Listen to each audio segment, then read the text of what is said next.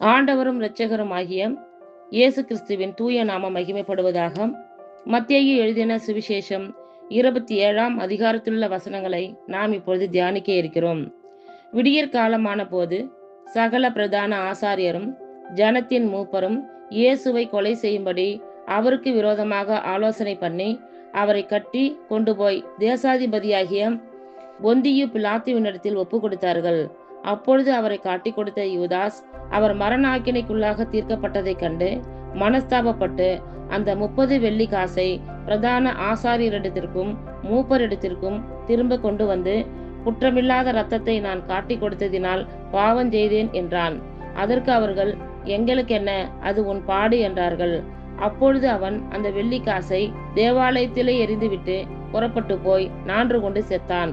பிரதான ஆசாரியர் அந்த வெள்ளிக்காசை எடுத்து, இது இரத்த கிரயமானதால் காணிக்கை பெட்டியிலே இதை போடலாகாதென்று சொல்லி ஆலோசனை பண்ணின பின்பு அந்நியரை அடக்கம் பண்ணுவதற்கு கொய்யவனுடைய நிலத்தை அதனாலே கொண்டார்கள். இது நிமித்தம் அந்த நிலம் இந்நாள் வரைக்கும் இரத்த நிலம் எண்ணப்படுகிறது.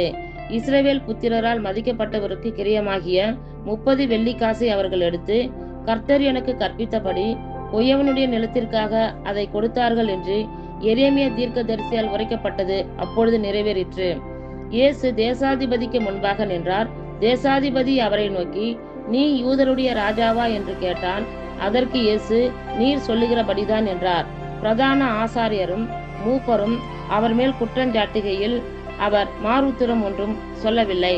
அப்பொழுது பிலாத்து அவரை நோக்கி, இவர்கள் உன்மேல் எத்தனையோ குற்றங்களை சாட்டுகிறார்களே, நீ அவைகளை கேட்கவில்லையா என்றான். அவரோ ஒரு வார்த்தையும் மாறுத்திரமாக சொல்லவில்லை. அதனால் தேசாதிபதி மிகவும் ஆச்சரியப்பட்டான். காவல் பண்ணப்பட்டவர்களில் எவனை விடுதலையாக்க வேண்டும் என்று ஜனங்கள் கேட்டுக்கொள்வார்களோ அவனை அவர்களுக்காக விடுதலையாக்குவது பண்டிகை தோறும் தேசாதிபதிக்கு வழக்கமாயிருந்தது. அப்பொழுது காவல் பண்ணப்பட்டவர்களில் பரபாஸ் எனப்பட்ட பெயர் போன ஒருவன் இருந்தான். பொறாமையினாலே அவரை ஒப்பு கொடுத்தார்கள் என்று பிலாத்து அறிந்து அவர்கள் கூடியிருக்கையில் அவர்களை நோக்கி, எவனை நான் உங்களுக்கு விடுதலையாக்க வேண்டுமென்றிருக்கிறீர்கள், பரபாசையோ கிறிஸ்து என்னப்படுகிற இயேசுவையோ என்று கேட்டான். அவன் நியாயாசனத்தில் உட்கார்ந்திருக்கையில் அவனுடைய மனைவி அவனிடத்தில் ஆள் அனுப்பி, நீர் அந்த நீதிமானை ஒன்றும் செய்ய வேண்டாம், அவர் நிமித்தம் இன்றைக்கு சொப்பனத்தில் வெகு பாடுபட்டேன் என்று சொல்லச் சொன்னாள்.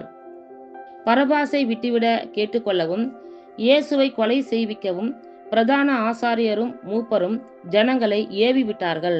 தேசாதிபதி ஜனங்களை நோக்கி, இவ்விருவரில் எவனை நான் உங்களுக்கு விடுதலையாக்க வேண்டும் என்று கேட்டான். அதற்கு அவர்கள் பரபாசை என்றார்கள். பிலாத்து அவர்களை நோக்கி, அப்படியானால் கிறிஸ்து என்னப்பட்ட இயேசுவை நான் என்ன செய்ய வேண்டும் என்று கேட்டான். அவனை சிலுவையில் அறைய வேண்டும் என்று எல்லாரும் சொன்னார்கள். தேசாதிபதியோ, ஏன், என்ன பொல்லாப்பு செய்தான் என்றான். அதற்கு அவர்கள், அவனை சிலுவையில் அறைய வேண்டும் என்று அதிகமாய் கூக்குரலிட்டு சொன்னார்கள். கலகம் அதிகமாகிறதே அல்லாமல் தன் பிரயத்தனத்தினாலே பிரயோஜனமில்லை என்று பிலாத்து கண்டு தண்ணீரை அள்ளி ஜனங்களுக்கு முன்பாக கைகளை கழுவி, இந்த நீதிமானுடைய இரத்தப்பழிக்கு நான் குற்றமற்றவன், நீங்களே பார்த்து கொள்ளுங்கள் என்றான். அதற்கு ஜனங்கள் எல்லாரும், இவனுடைய இரத்தப்பழி எங்கள் மேலும் எங்கள் பிள்ளைகள் மேலும் இருப்பதாக என்று சொன்னார்கள். அப்பொழுது அவன் பரபாசை அவர்களுக்கு விடுதலையாக்கி இயேசுவையோ வாரினால் அடிப்பித்து சிலுவையில் அறையும்படிக்கு ஒப்பு கொடுத்தான். அப்பொழுது தேசாதிபதியின் போர் சேவகர் இயேசுவை தேசாதிபதியின் அரண்மனையிலே கொண்டு போய் போர் சேவகரின் கூட்டம் முழுவதையும் அவரிடத்தில் கூடி வரச் செய்து அவர் வஸ்திரங்களை கழற்றி சிவப்பான மேலங்கியை அவருக்கு உடுத்தி முள்ளுகளால் ஒரு முடியை பின்னி அவர் சிரசின் மேல் வைத்து அவர் வலது கையில் ஒரு கோலை கொடுத்து அவர் முன்பாக முழங்காற்படியிட்டு, யூதருடைய ராஜாவே வாழ்க என்று அவரை பரியாசம் பண்ணி அவர் மேல் துப்பி அந்த கோலை எடுத்து அவரை சிரசில் அடித்தார்கள். அவரை பரியாசம் பண்ணின பின்பு அவருக்கு உடுத்தின மேலங்கியை கழற்றி அவருடைய வஸ்திரங்களை அவருக்கு உடுத்தி அவரை சிலுவையில் அறையும்படி கொண்டு போனார்கள். போகையில் சிரேனே ஊரானாகிய சீமோன் என்னப்பட்ட ஒரு மனுஷனை அவர்கள் கண்டு அவருடைய சிலுவையை சுமக்கும்படி அவனை பலவந்தம் பண்ணினார்கள்.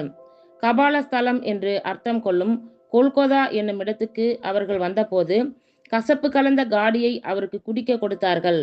அவர் அதை ருசி பார்த்து குடிக்க மனதில்லாதிருந்தார். அவரை சிலுவையில் அறைந்த பின்பு அவர்கள் சீட்டு போட்டு அவருடைய வஸ்திரங்களை பங்கிட்டு கொண்டார்கள். என் வஸ்திரங்களை தங்களுக்குள்ளே பங்கிட்டு என் உடையின் பேரில் சீட்டு போட்டார்கள் என்று தீர்க்கதரிசியால் உரைக்கப்பட்டது நிறைவேறும்படி இப்படி நடந்தது. அவர்கள் அங்கே உட்கார்ந்து அவரை காவல் காத்து கொண்டிருந்தார்கள். அன்றியும் அவர் அடைந்த ஆக்கினையின் முகாந்தரத்தை காண்பிக்கும் பொருட்டு இவன் யூதருடைய ராஜாவாகிய இயேசு என்று எழுதி அவர் சிரசுக்கு மேலாக வைத்தார்கள். அப்பொழுது அவருடைய வலது பக்கத்தில் ஒருவனும் அவருடைய இடது பக்கத்தில் ஒருவனுமாக 2 கள்ளர் அவரோட கூட சிலுவைகளில் அறையப்பட்டார்கள். அந்த வழியாய் நடந்து போகிறவர்கள் தங்கள் தலைகளை துலுக்கி, தேவாலயத்தை இடித்து 3 நாளைக்குள்ளே கட்டுகிறவனே, உன்னை நீயே ரட்சித்துக்கொள். நீ தேவனுடைய குமாரனானால் சிலுவையிலிருந்து இறங்கி வா என்று அவரை தூஷித்தார்கள். அப்படியே பிரதான ஆசாரியரும் வேத பாரகரும் மூப்பரும் பரியாசம் பண்ணி மற்றவர்களை ரட்சித்தான், தன்னைத்தான் ரட்சித்துக் கொள்ள திராணி இல்லை. இவன் இஸ்ரவேலின் ராஜாவானால் இப்பொழுது சிலுவையிலிருந்து இறங்கி வரட்டும், அப்பொழுது இவனை விசுவாசிப்போம். தன்னை தேவனுடைய குமாரன் என்று சொல்லி தேவன் மேல் நம்பிக்கையாய் இருந்தானே, அவர் இவன் மேல் பிரியமாய் இருந்தால் இப்பொழுது இவனை ரட்சிக்கட்டும் என்றார்கள். அவரோடே கூட சிலுவைகளில் அறையப்பட்ட கள்ளரும் அந்தபடியே அவரை நிந்தித்தார்கள். 6 மணி நேரம் முதல் 9 மணி நேரம் வரைக்கும் பூமி எங்கும் அந்தகாரம் உண்டாயிற்று. 9 மணி நேரத்தில் இயேசு ஏலி ஏலி ராமா சபக்தானி என்று மிகுந்த சத்தமிட்டு கூப்பிட்டார். அதற்கு என் தேவனே என் தேவனே ஏன் என்னை கைவிட்டீர் என்று அர்த்தமாம். அங்கே நின்றவர்களில் சிலர் அதை கேட்டபொழுது இவன் எலியாவை கூப்பிடுகிறான் என்றார்கள். உடனே அவர்களில் ஒருவன் ஓடி கடற்காளானை எடுத்து காடியில் தோய்த்து அதை ஒரு கோலில் மாட்டி அவருக்கு குடிக்க கொடுத்தான். மற்றவர்களோ, பொறு, எலியா இவனை ரட்சிக்க வருவானோ, பார்ப்போம் என்றார்கள். இயேசு மறுபடியும் மகா சப்தமாய் கூப்பிட்டு ஆவியை விட்டார். அப்பொழுது தேவாலயத்தின் திரைச்சீலை மேல் தொடங்கி கீழ் வரைக்கும் 2ஆக கிழிந்தது. பூமியும் அதிர்ந்தது, கண்மலைகளும் பிளந்தது, கல்லறைகளும் திறந்தது. நித்திரை அடைந்திருந்த அநேக பரிசுத்தவான்களுடைய சரீரங்களும் எழுந்திருந்தது. அவர் உயிர் தெழுந்த பின்பு இவர்கள் கல்லறைகளை விட்டு புறப்பட்டு பரிசுத்த நகரத்தில் பிரவேசித்து அநேகருக்கு காணப்பட்டார்கள். 100க்கு அதிபதியும் அவனோடே கூட இயேசுவை காவல் காத்திருந்தவர்களும் பூமி அதிர்ச்சியையும் சம்பவித்த காரியங்களையும் கண்டு மிகவும் பயந்து, மெய்யாகவே இவர் தேவனுடைய குமாரன் என்றார்கள். மேலும் இயேசுவுக்கு ஊழியம் செய்யும்படி கலிலியாவில் இருந்து அவரோடே வந்திருந்த அநேக ஸ்திரீகள் அங்கே தூரத்திலே நின்று பார்த்து கொண்டிருந்தார்கள். அவர்களுக்குள்ளே மகதலேனா மரியாளும் யாக்கோபுக்கும் யோசேக்கும் தாயாகிய மரியாளும் செபதேயுவின் குமாரருடைய தாயும் இருந்தார்கள். சாயங்காலமான போது இயேசுவுக்கு சீஷனும் ஐஸ்வர்யமானவாயிருந்த யோசேப்பு என்னும் பெயர் கொண்ட அரிமத்தியா ஊரானாகிய ஒரு மனுஷன் வந்து பிலாத்துவினிடத்தில் போய் இயேசுவின் சரீரத்தை கேட்டான். அப்பொழுது சரீரத்தை கொடுக்கும்படி பிலாத்து கட்டளையிட்டான். யோசேப்பு அந்த சரீரத்தை எடுத்து துய்யதான மெல்லிய துப்பட்டியிலே சுற்றி தான் கண்மலையில் வெட்டியிருந்த தன்னுடைய புதிய கல்லறையிலே அதை வைத்து கல்லறையின் வாசலில் ஒரு பெரிய கல்லை புரட்டி வைத்து போனான். அங்கே மகதலேனா மரியாளும் மற்ற மரியாளும் கல்லறைக்கு எதிராக உட்கார்ந்திருந்தார்கள். ஆயத்த நாளுக்கு பின்னான மறுநாளிலே பிரதான ஆசாரியரும் பரிசேயரும் பிலாத்துவினிடத்தில் கூடி வந்து, ஆண்டவனே, அந்த எத்தன் உயிரோடு இருக்கும்போது 3 நாளைக்கு பின் எழுந்திருப்பேன் என்று சொன்னது எங்களுக்கு ஞாபகம் இருக்கிறது. ஆகையால் அவனுடைய சீஷர்கள் ராத்திரியிலே வந்து அவனை களவாய் கொண்டு போய் மரித்தோரிலிருந்து எழுந்தான் என்று ஜனங்களுக்கு சொல்லாதபடிக்கும், முந்தின எத்தை பார்க்கிலும் பிந்தின எத்து கொடிதாகாதபடிக்கும் நீர் 3 நாள் வரைக்கும் கல்லறையை பத்திரப்படுத்தும்படி கட்டளையிட வேண்டும் என்றார்கள். அதற்கு பிலாத்து, உங்களுக்கு காவல் சேவகர் உண்டே, போய் உங்களால் கூடிய மட்டும் பத்திரப்படுத்தி கொள்ளுங்கள் என்றான். அவர்கள் போய் கல்லுக்கு முத்திரை போட்டு காவல் வைத்து கல்லறையை பத்திரப்படுத்தினார்கள். இத்துடன் 27ஆம் அதிகாரத்தில் உள்ள வசனங்கள் நிறைவேறிற்று. கர்த்தர் தாமே நம் எல்லோரையும் ஆசீர்வதிப்பாராக.